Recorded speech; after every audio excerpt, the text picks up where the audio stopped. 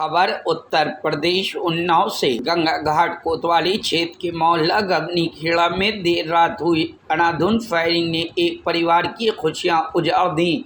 बेटी से छेड़छाड़ के विवाद ने इतनी खतरनाक शक्ल अख्तियार कर ली कि निर्दोष 10 वर्षीय मासूम अजीत यादव को सीने पर गोली लग गई। उसने मौके पर ही दम तोड़ दिया। मृतक अजीत 2 बहनों का छोटा इकलौता भाई था। पूरे मोहल्ले में मातम छा गया। लोगों के दिलों में सवाल उठ रहा है, क्या ये मौत टाली जा सकती थी? छेड़छाड़ विवाद में उपजा खूनी खेल। गांव के एक युवक पर लड़की से छेड़छाड़ का आरोप। कई दिनों से दोनों पक्षों में गाली गलौज और तनाव का माहौल बना हुआ था। लोगों का आरोप है कि पुलिस को पहले सूचना दी गई थी, लेकिन कार्रवाई नहीं हुई। 10:30 बजे आरोपी युवक अपने साथियों के साथ युवती के घर पहुंचा। नशे में धुत होकर गाली गलौज की, अचानक फायरिंग शुरू कर दी। मासूम अजीत बना गोलियों का शिकार। फायरिंग के बीच शोर सुनकर पड़ोसी सोनू यादव का बेटा अजीत घर के बाहर खड़ा होगा। उसे क्या पता था कि विवाद देखने की उसकी जिद जिंदगी छीन लेगी। फायरिंग दौरान चली एक गोली सीधे अजीत के सीने में जा धसी। परिजन आनन फानन उसे जिला अस्पताल ले गए, लेकिन डॉक्टरों से मृत घोषित कर दिया। पुलिस का देर से जागना। घटने के बाद गंगा घाट कोतवाली प्रमोद कुमार मिश्र मौके पहुंचे, जांच शुरू की। मोहल्ले को देखते हुए पुलिस बल तैनात कर दिया गया है। एसपी दीपक भूकर ने घटनास्थल का निरीक्षण कर आरोपियों की जल्द गिरफ्तारी के निर्देश दिए। आरोपियों को पकड़ने के लिए पुलिस की 4 टीमें गठित की गई हैं। आरोपियों के परिजनों को हिरासत में लेकर पूछताछ चल रही है। ग्रामीणों में आक्रोश है। पुलिस अगर पहले ही जाग जाती तो आज एक मासूम की जान बचाई जा सकती थी। में गहरा आक्रोश और पूरा मोहल्ला गम में डूबा हुआ है। जिम्मेदार कौन है? क्या पुलिस की लापरवाही ने मासूम की जान ली? आखिर क्यों दबंगों को समय रहते नहीं रोका गया? अजीत की मौत सिर्फ एक परिवार का गम नहीं, बल्कि पूरे समाज का सवाल। ये वारदात सिर्फ एक परिवार का दुख नहीं, बल्कि सिस्टम पर बड़ा सवाल करती है। कब तक निर्दोषों की बलि, दबंगाई और पुलिस की ढिलाई से चढ़ती रहेगी? ना हुई, इसमें बच्चे की मौत हो गई है। क्या है पूरा प्रकरण, किस तरह कार्रवाई की जा रही है?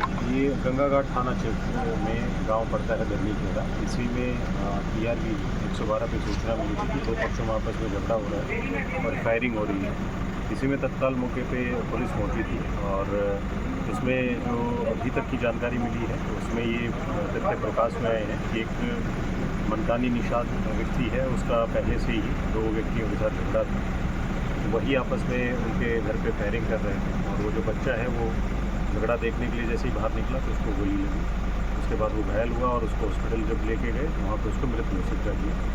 इसमें जो बच्चा था उसकी 10 साल उम्र है, अजीत नाम था उसका।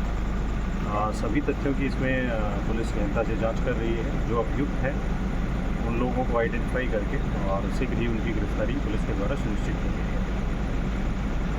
कहाँ के निवासी हैं? गगनी खेड़ा।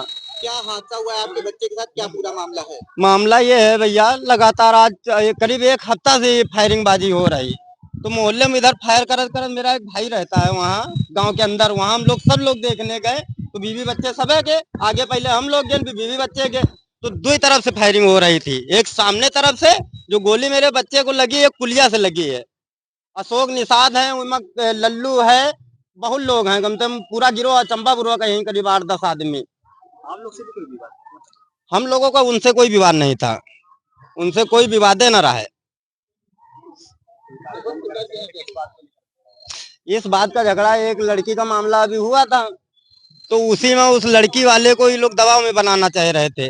उसी के घर पे फायरिंग वायरिंग कर रहे थे, तो वही जाकर बच्चा सब लोग घर पे थे, सब देखा के चक्कर में चले गए। सब वहाँ पर भीड़ लगी है, लेकिन हमारे लड़का गोली बताओ लग गए।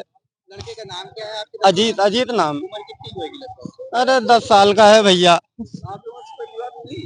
उनसे मेरा हमारा कभी नहीं विवाद है। अरे अब कार्रवाई कहा भैया, उनका तो फांसी होना चाहिए भैया। हमारा नान का बच्चा एक है, लड़का 2 बेटियां। मेरा किसी से आज तक लड़ाई झगड़ा नहीं भैया। बीच बराव मेरे भी चाकू लगी है, ये देखो पेट फटा है पूरा, ये देखो है। खेती किसानी करते हैं, मेरे पास 2 ट्रैक्टर है।